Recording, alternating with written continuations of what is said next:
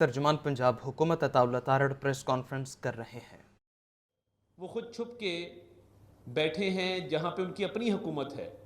यानी खैबर पख्तूनख्वा में इमरान साहब और उनके हवारियों का मौजूद होना इस बात की दलील है कि वो बहादरी दलेरी से इस चीज़ का सामना नहीं करना चाहते। लोगों को कह रहे हैं कि इस्लामाबाद की तरफ चलो, और ख़ुद छुप कर अपने सरकारी लोगों के हिसार में बैठे हैं और वहाँ बैठे हैं जहाँ पर उनकी अपनी हुकूमत है। और कल आपने देखा कि जिस तरीके से मज़ीद इंतशार फैलाने की कोशिश की गई, लोगों को तशद्दुद पे उकसाया गया, काबिल मज़म्मत है। देखिए, ये हर दौर में होता रहा है, हमारे साथ भी ये होता रहा है। मगर कल जो असलम इकबाल साहब जिस तरीके से पुलिस के अफसरान को मुखातिब कर रहे थे, ये रवायत अच्छी नहीं है। पॉलिटिकल वर्कर्स पकड़े भी जाते रहे हैं, भाग भी जाते रहे हैं, ये होता रहा है। ये मुल्क की एक तारीख का हिस्सा है जब भी ऐसी एजिटेशंस होती हैं। बट हमने तो कभी भी बंदूक नहीं उठाई, हमने कभी भी कोई गैर कानूनी ऐसा इकदाम नहीं किया जिसमें लोगों को तशद्दुद पे उकसाएं। मगर ये इंतहाई अफसोसनाक अमर है कि इस तरीके से रिएक्ट किया जा रहा है।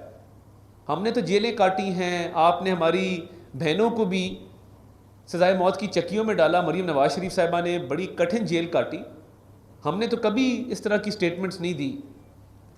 और उस पर ज़्यादा अफसोसनाक बात यह है कि नाम नहाद स्पीकर पंजाब असम्बली ने कल उस पुलिस कांस्टेबल की शहादत का मजाक उड़ाया। मेरे पास अल्फाज नहीं है, काश उन्होंने उसके 8 साल के बेटे की सिसकियां कल जनाजे पे देखी होती, काश उसके गिरने वाले आंसू देखे होते जो रुकने का थमने का नाम नहीं ले रहे थे, और मुसलसल उसकी आंखों से पानी बह रहा था और वो सिसकियां ले रहा था। काश आपने वो देख लिया होता तो शायद आपका दिल पिघल जाता और आपकी जुर्रत ना होती कि आप ये कहते कि ये कौन सी शहादत है।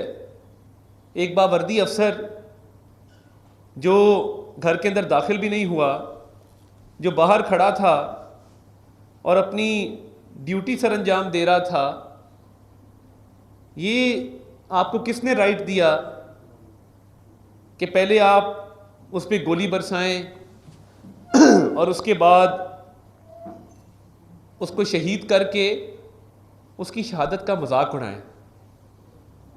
ये रियासत के ख़िलाफ़ जंग करना चाहते हैं, ये मुल्क के अंदर खाना जंगी चाहते हैं। ये चाहते हैं कि हर तरफ इंतशार हो, हर तरफ बदअमनी हो। तो ये हमें पहले से जो इतलात थी, हमें जो पहले से रिपोर्ट्स मौसूल हो चुकी थी, उसी की बिना पर दफ़ा 144 लगाने का भी फ़ैसला किया गया, जो कि कल पूरे सूबा पंजाब में नाफिज की गई। और देखिए, अवाम से माजरत के साथ हम माफ़ी भी मांगते हैं, मगर हम लोगों की ज़िंदगियों को दाव पे नहीं लगा सकते कि किसी माँ का बेटा घर से निकले और उस पर गोलियों की बौछार कर दी जाए। कल रात गुजरांवाला में मेरे छोटे भाई बिलाल तारड़, जो PP 53 से MPA हैं, उनके डेरे पर हमला किया गया और फायरिंग की गई। वो खुशकिस्मती से वहाँ मौजूद नहीं थे, बट 4 फायर वहाँ पर सीधे जहाँ पे उनका कमरा है उस जानिब किए गए। और कल उन्होंने मौजूद वहीं होना था, रात लेट वो लाहौर पहुँचे। तो मैं ये समझता हूँ कि ये मामलात को इस तरफ मत लेके जाएं, इस चीज़ की ज़रूरत नहीं है। और ये मुल्क, ये सबका मुल्क है, इधर अमन खुशहाली होगी और अवाम की ज़िंदगी आसान होगी तो ये मुल्क आगे चलेगा। जिस तरीके से आपने लोगों को तशद्दुद पे उकसाया है, और हमें इतलात हैं कि आप खैबर पख्तूनख्वा से सरकारी ख़र्चे पर क्रेनें लेकर आ रहे हैं, सरकारी ख़र्चे पर कटर्स लेके आ रहे हैं, सरकारी ख़र्चे पर आपने गैस मास्क लिए हैं, और अली अमीन गंडापुर इस ऑपरेशन के इंचार्ज हैं, और ये तमाम तर कार्रवाइयाँ उनकी ज़ेर निगरानी हो रही हैं।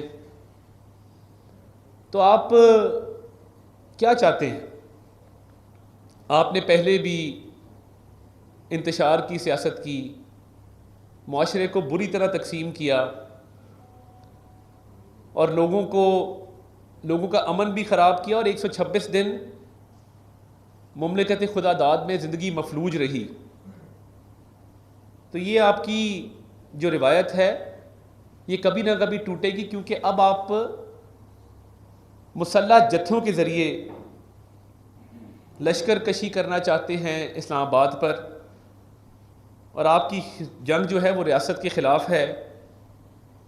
तो मैंने कल भी कहा था कि आपके क्या अगराज़ व मकासद हैं, आप क्या हासिल करना चाहते हैं इस लॉन्ग मार्च के ज़रिए। मुआशी बदहाली वो आपकी वजह से है, जो भी मुल्क के अंदर गुर्बत, बेरोज़गार